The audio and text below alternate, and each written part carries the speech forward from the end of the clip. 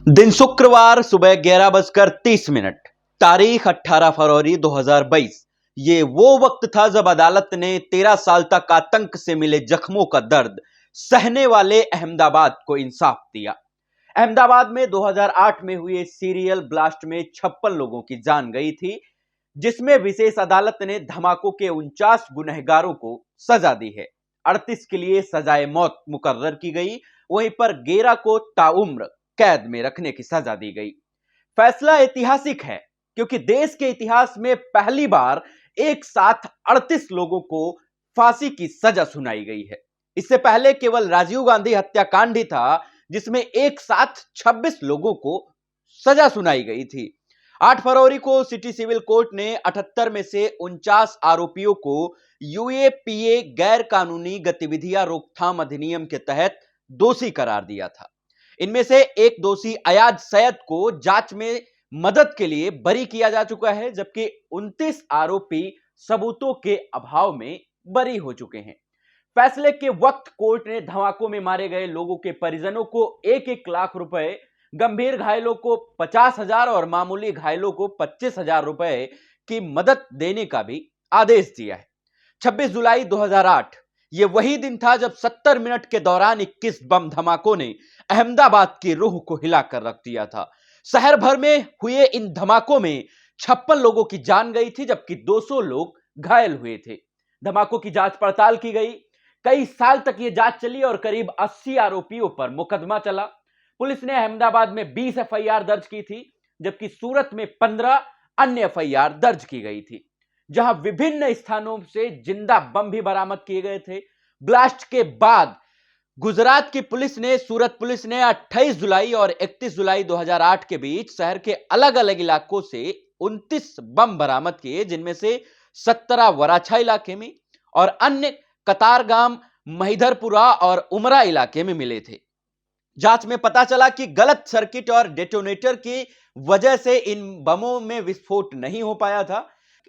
यह ब्लास्ट आतंकी संगठन इंडियन मुजाहिदीन आईएम और बैन किए गए Student Islamic Movement of India SIMI से जुड़े लोगों ने किए थे। विस्फोट से कुछ मिनट पहले ही टेलीविजन चैनलों और मीडिया को एक ईमेल मिला था, जिसके जरिए कथित तौर पर इंडियन मुजाहिदीन ने धमाकों की चेतावनी दी थी। पुलिस का मानना है कि आईएम के आतंकियों ने 2002 में गोधरा कांड के बाद हुए दंगों के जवाब में ये धमाके करवाए थे। इस मामले के एक अन्य आरोपी यासीन भटकल पर पुलिस नए सिरे से केस चलाने की तैयारी में है। डीजीपी आशीष भाटिया के नेतृत्व में बनाई गई थी स्पेशल टीम, जिसके बाद यह बड़ी सफलता पुलिस को हाथ लगी थी। गुजरात के तत्कालीन सीएम उस समय नरेंद्र मोदी थे, जिनके आदेश पर जेसीपी क्राइम के नेतृत्व में अहमदाबाद क्राइम ब्रांच की एक विशेष टीम का गठन किया गया था। डीजीपी आशीष भाटिया ने इस टीम को लीड किया। वहीं इस टीम में अभय चुडासमा डीसीपी क्राइम और हिमांशु शुक्ला एएसपी हिम्मतनगर ने भी अहम भूमिका निभाई। मामलों की जांच तत्कालीन डीएसपी राजेंद्र अंसारी, मयूर चावड़ा, उषा राणा और वीआर टोलिया को सौंपी गई थी। अहमदाबाद क्राइम ब्रांच की इस विशेष टीम ने 19 दिनों में मामले का पर्दाफाश किया था और 15 अगस्त 2008 को गिरफ्तारी का पहला सेट बनाया था।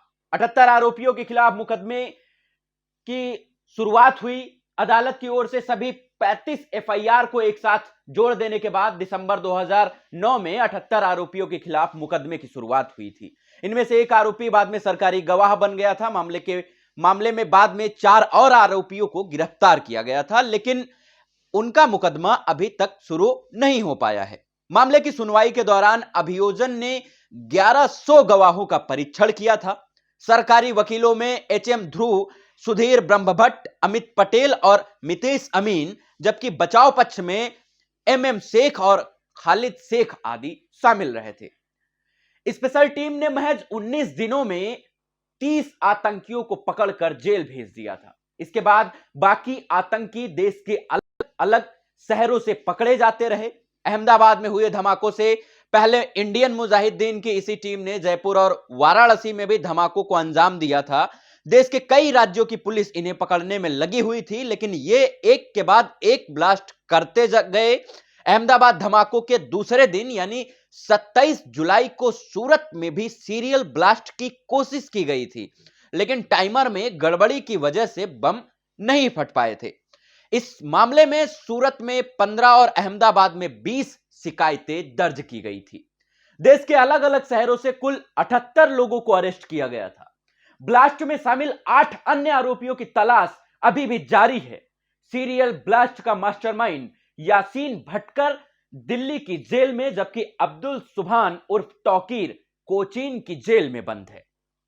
तो इस तरीके से 38 लोगों को बम ब्लास्ट के हमले में दोषी पाए जाने के बाद 38 लोगों को फांसी की सजा सुनाई गई तथा और अन्य लोगों को उम्र कैद की सजा सुनाई गई थी। कितनी हैरत की बात है कि भारत की न्यायपालिका में थोड़ा सा समय लगता है। भारत का न्यायालय गवाहों, सबूतों और सुनवाइयों की दलीलों को ध्यान में रखते हुए काफी समय लेता है, यह मानता हूं, लेकिन हां, देर से ही सही लेकिन न्याय जरूर देता है। आज उन सभी परिवार वालों के आत्मा को शांति, आज उन सभी परिवार वाले शायद खुश हुए होंगे, उनके आंखों में आज खुशी के आंसू हुए होंगे जिन्होंने अपने परिवार के किसी सदस्य को इस बम ब्लास्ट में गंवाया था। आज वो सभी खुशी हुए, आज वो सभी खुश हो रहे होंगे और उन्हें न्यायपालिका पर विश्वास हुआ होगा कि हां, देर से ही सही लेकिन जो भी दोषी पाए गए उनको भारत की न्यायपालिका ने उचित न्याय दिया, उचित सजा सुनाई गई उन अपराधियों के खिलाफ, उन आतंकियों के खिलाफ कि जिन्होंने भारत के अमन और चैन के साथ खिलवाड़ किया, भारत में अनेक हमले किए।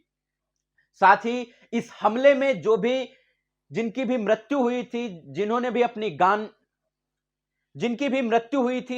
भी अपनी जान गंवाई थी, आज उनकी आत्मा को भी शांति मिली होगी और वो भी ये सोच रहे होंगे कि हां, आज जिस हमले में हम लोग बेकसूर मारे गए थे, आज भारत की न्यायालय ने हमें न्याय देते हुए उन सभी दरिंदों को मौत की सजा सुनाई। तो इसी के साथ मैं अरविंद मिश्रा आपसे विदा लेता हूं, फिर मुलाकात होती है अगले वीडियो में।